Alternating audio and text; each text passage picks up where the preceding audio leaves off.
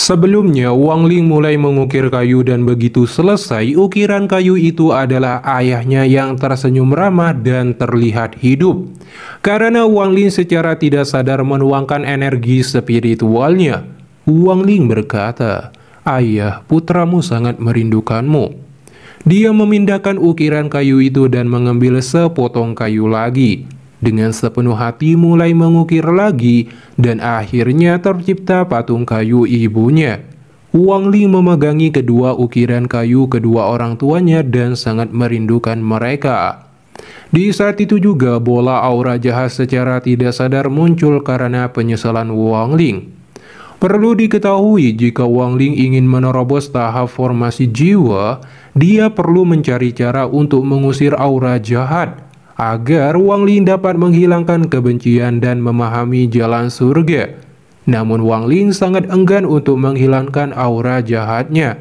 Maka dia berusaha memadatkan aura jahat tersebut, mengoperasi dan memadatkan aura jahat secara terus-menerus, dan akhirnya berhasil mengubahnya menjadi 4 manik jahat. Setelah terkondensasi, energi jahat akan hilang. Namun, manik jahat juga sangat penting bagi Wang Ling, karena melalui integrasi manik jahat itulah Wang Ling menyadari konsep artistik tentang hidup dan mati.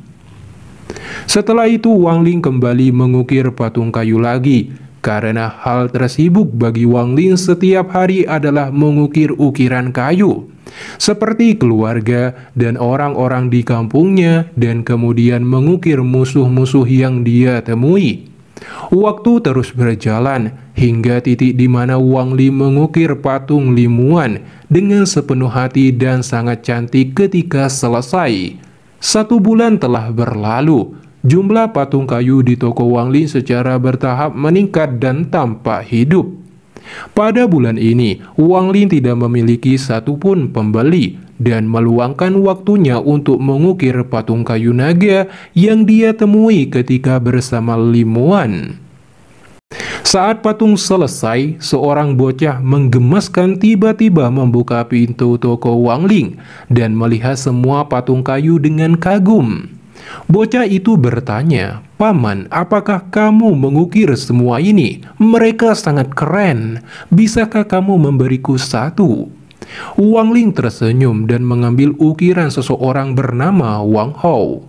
Setelah bocah itu menerima ukiran kayu, dia bahagia karena seperti menerima harta dan berkata pada Wang Ling, "Terima kasih, Paman. Aku dari bengkel besi di seberang jalan."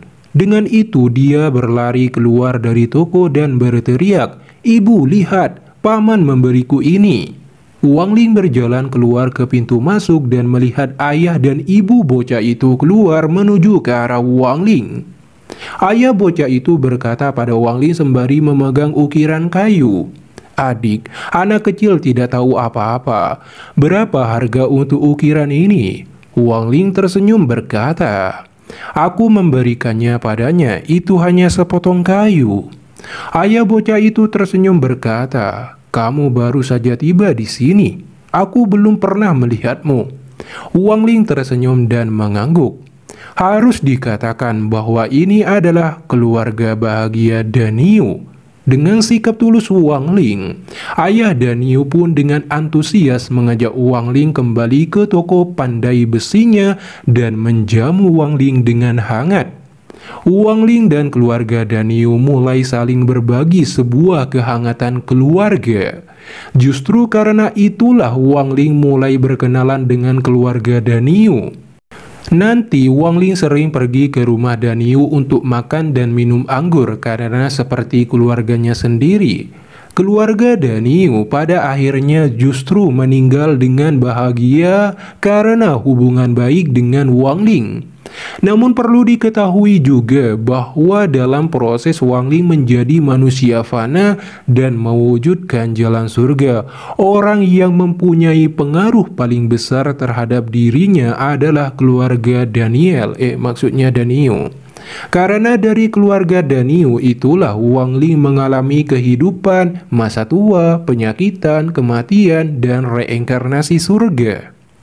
Kemudian Wang Ling kembali ke tokonya dan melakukan aktivitas mencari nafkah dari jualan patung ukiran. Setiap pagi Wang Ling akan membuka tokonya sebelum mulai mengukir.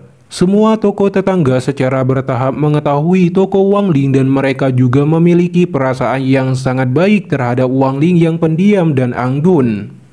Seiring berjalannya waktu, Wang Ling mulai memiliki pelanggan.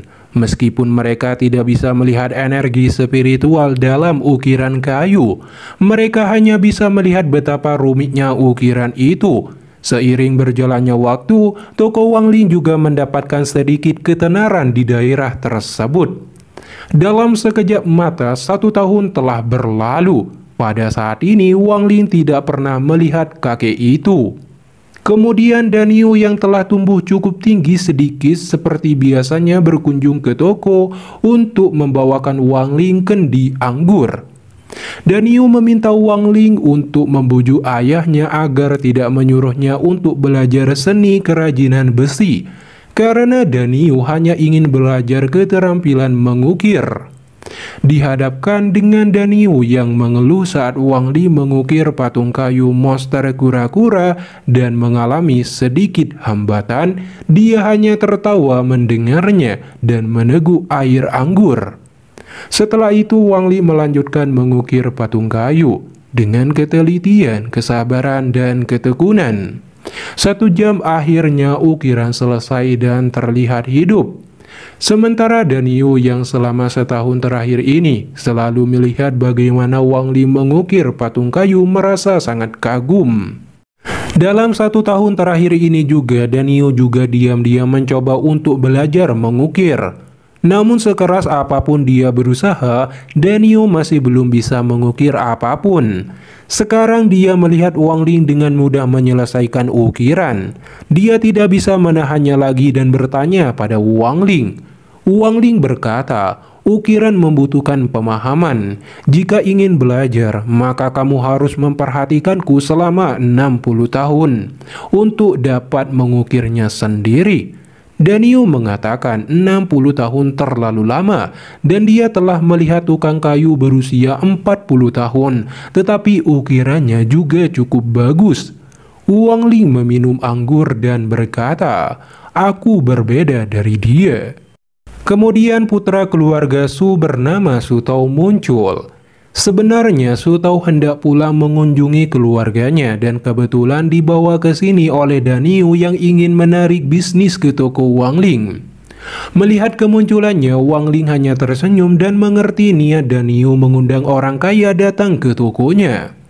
Su Tao melihat sekeliling dengan ekspresi terpana karena ini melebihi harapan yang dikatakan Danyu padanya. Dia bisa melihat bahwa kualitas ukiran ini beberapa kali lebih tinggi daripada ukiran kayu terkenal Zhao. Mata Su Tao terpikat ketika dia melihat ukiran naga yang diukir Wang Ling 1 tahun yang lalu. Namun saat Su Tao akan menyentuhnya, dia dikagetkan oleh aura berbentuk naga. Danyu sudah tahu itu akan terjadi. Dia juga tidak tahu ketika seseorang menyentuh ukiran mengalami perasaan misterius. Itulah sebabnya dia lebih sering melihat dan jarang menyentuh ukiran. Sementara Su Tao melihat ukiran kayu naga ini, dia segera menyadari bahwa itu adalah harta karun. Jadi Su Tao bertanya pada Wang Ling, Tuan Wang, binatang apa ini? Mengapa itu terlihat seperti ular bagiku? Sebelum Wang Ling menjawab, Danyu angkat bicara, ini adalah naga. Apakah kamu tahu apa itu naga? Itu adalah makhluk abadi. Mendengarnya, Su Tao bertanya berapa harga ukiran naga ini.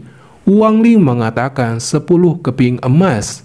Su Tao mengambil 10 keping emas dan menaruhnya di meja Wang Ling. Mata Danyu bersinar menatap 10 keping emas di atas meja dan bergumam, luar biasa, 1 ukiran kayu bisa dijual seharga 10 keping emas. Ayahku menghasilkan 1 keping emas dengan 1 bulan kerja, dan itu pun jarang terjadi. Dia sudah membuat keputusan akan mempelajari dan memahami karya ini, meskipun 60 tahun lamanya. Dengan demikian, Danyu tidak perlu khawatir lagi tentang uang, Kemudian, Su Tao dengan semangat pergi ke istana Nan di sisi timur kota. Wang Ling mengambil emas di atas meja dan dengan santai melemparkannya ke keranjang kecil tanpa melihat. Adapun ukiran di toko, selain orang tua dan orang yang dicintainya, dia tidak peduli sama sekali. Benda ini hanyalah alat di matanya untuk membantunya memenangkan hatinya dan memahami surga. Wang Ling percaya bahwa ketika dia bisa mengukir patung kultivator formasi jiwa atau binatang buas tingkat tinggi, kultivasinya akan mengalami terobosan. Kemudian Danio menemui Wang Ling untuk makan bersama keluarganya. Di sisi lain, Su Tao membawa ukiran kayu naga itu kembali ke istana Nan Wang, bertemu dengan tuannya, putra mahkota Nan Wang, dan memberikannya kepada Pangeran Nan sebagai hadiah. Meskipun Pangeran Nan agak sombong di permukaan, tapi dia tidak, melainkan sebenarnya cukup berpengetahuan dan tahu bahwa ukiran naga itu adalah harta karun. Namun ketika ukiran naga diperlihatkan pada murid-murid Sakte Awan Putih, mereka langsung terkejut dan ingin memilikinya untuk diri mereka sendiri. Terutama ketika mereka mengetahui dari putra mahkota Nan Wang dan Su Tao bahwa ukiran kayu naga itu berasal dari toko Fana. Sehingga dua murid Sakte Awan Putih bersiap memulai operasi untuk menjadi maling, terlepas dari entitas mereka yang terhormat sebagai kultivator. Kemudian dua murid Sakte Awan Putih memasuki toko Wang Ling di malam hari. Mereka sangat bersemangat dan dipenuhi keserakahan karena menemukan dan melihat banyak harta.